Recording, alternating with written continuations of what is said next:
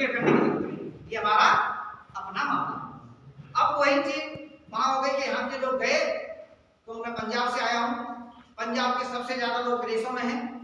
पंजाब में भी सिख धर्म में भी 3 पार्ट हैं, एक जट सिख, एक मजहबी सिख और एक लद्दाखी सिख।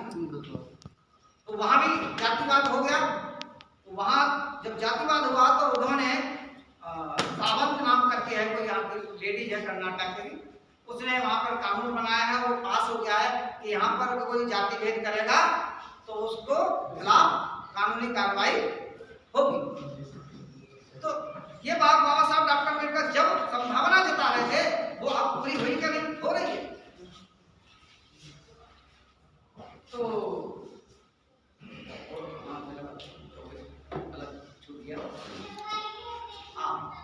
उसके बाद अब हमारा जो षड्यंत्र में आपको एक बताता हूँ, शायद किसी ने दो लोगों वो तो आपने देखे होंगे।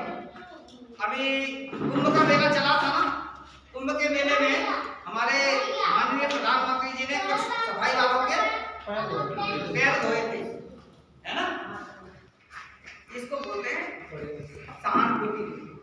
अभी क्या हुआ कि यहाँ पर ऐसा लग रहा है कि बहुजन समाज पार्टी या कुछ लोग जिनको एक पार्टी का लोग बोल देते हैं, जो जुड़ रहे हैं इनके साथ दूसरी जातियां जुड़ रही हैं, इनका लगाव हो रहा है।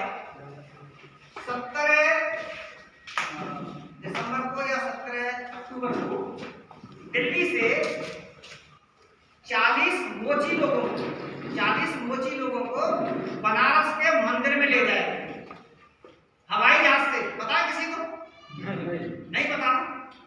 उनको दिल्ली से, क्योंकि दिल्ली में क्या हुआ, दिल्ली में आपको पता ही है सरकार है नहीं, सरकार दूसरे वाले की है, तो इन लोगों को कैसे अपने साथ जोड़ा जाए।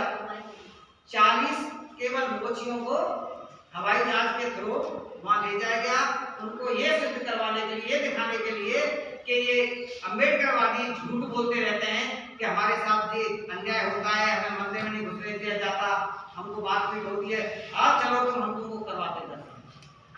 ये कानों काम किसी को खबर नहीं पड़ी। उससे क्या हुआ कि अखबार में जब खबर आई तो लोगों को पता लग गया, उनसे पूछताछ करी, जब उसे पता लगा कि भाई हमको तो कहा गया था कि तुमको किसी को बताना नहीं है, आपको इतने पैसे मिलेंगे, आपको घर से उठाएंगे, दर्शन कराएंगे और चुपचाप आपको ये जना हमारे साथ कुछ नहीं होता। यही बात बाबा साहब डॉक्टर अम्बेडकर जब पूना फैक्ट में महात्मा गांधी के साथ लंदन में जब चल रहा था, तो यहाँ से बड़े तार जा रहे थे महात्मा गांधी के समर्थकों के कि नहीं, हमारे यहाँ कोई छुआछूत नहीं है, हमारे यहाँ पर कोई भेदभाव नहीं है, यहाँ पर हम लोग सब बढ़िया तरीके से रहते हैं। लेकिन भला हो मंगूरा मंगू वालिया का पंजाब से, उन्होंने जब उन्होंने अंग्रेजों ने ये कहा कि भाई आप कहते हो कि हम नॉन हिंदू हैं, वहां तो या तो हिंदू हैं या मुस्लिम हैं, दो ही है ना, आप कहते हो कि हिंदू नहीं है, कहते हो मुसलमान भी नहीं है, तो फिर कौन हो? बाबा साहब ने कहा कि हम हैं गैर हिंदू। गैर हिंदू, गैर हिंदू कौन से होते हैं, कौन सा धर्म है? क्या इनका कोई धर्म ही नहीं है? कि गांधी जी को कह रहे हैं कि नहीं भाई ये हमारे धर्म के लोग हैं। तब बाबा साहब डॉक्टर अम्बेडकर ने कहा कि अगर हम भी हिंदू हैं, गांधी जी भी हिंदू है, तो फिर हमारे लोगों को मंदिर में क्यों नहीं जाने दिया जाता, हमारे लोगों को पानी क्यों नहीं पीने दिया जाता, हमारे लोगों को सड़कों पे क्यों नहीं चलने दिया जाता, हमारे लोगों की बारात क्यों नहीं चलने दी जाती? इसका कोई उनके पास जवाब नहीं था। और बाबा साहब के जो तर्कपूर्ण जवाब थे, उन जवाबों की वजह से ही हमको पूना फैक्ट के अंदर सेक्रेटरी रोड मिला। तो ये वर्तमान के साथ जब हमारी एजुकेशन पॉलिसी से जब हमको ऐसा लग रहा है, तो हमारे से धीरे धीरे जो 3 चीजें हैं जो सम्राट अशोक के टाइम में हमसे जबरदस्ती छीन ली थी, एक तो हम विद्या नहीं सीख सकते, धन नहीं रख सकते और हथियार नहीं रख सकते। अब धीरे धीरे वो चीजें षड्यंत्र के तहत हमसे छीनी जा रही हैं।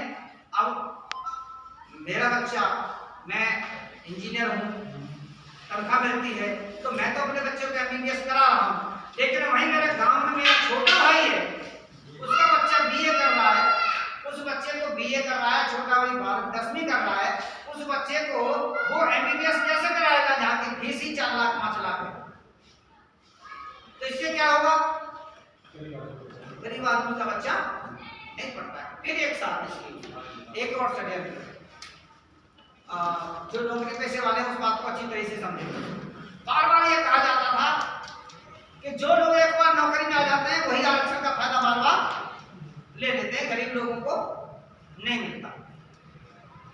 अब गरीब का बच्चा, उसको सीट मिल भी गई, मान लीजिए हमने छोड़ दिया, सरकारी कर्मचारी कोई नहीं लगाएगा अपना, लेकिन जो गरीब हैं उनको रिजर्वेशन से सीट मिल भी गई।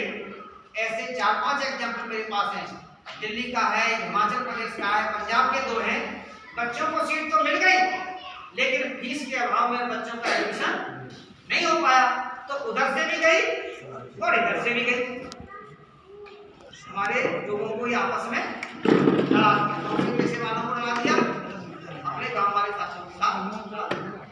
अब जो रिजर्वेशन आया है ना, आर्थिक आधार पर रिजर्वेशन, आर्थिक आधार पर रिजर्वेशन के अंदर कितना बड़ा घोटाला है कि हमारे गांव में क्या सरकारी कर्मचारी जिसकी तनख्वाह 8 लाख है उसको तो इनकम टैक्स देना है, उसके बच्चे को रिजर्वेशन का फायदा नहीं मिलेगा। लेकिन वहीं हमने देखा है, एडमिशन कराने गए थे अपने बेटे का, मर्सिडीज गाड़ी लाया हुआ है,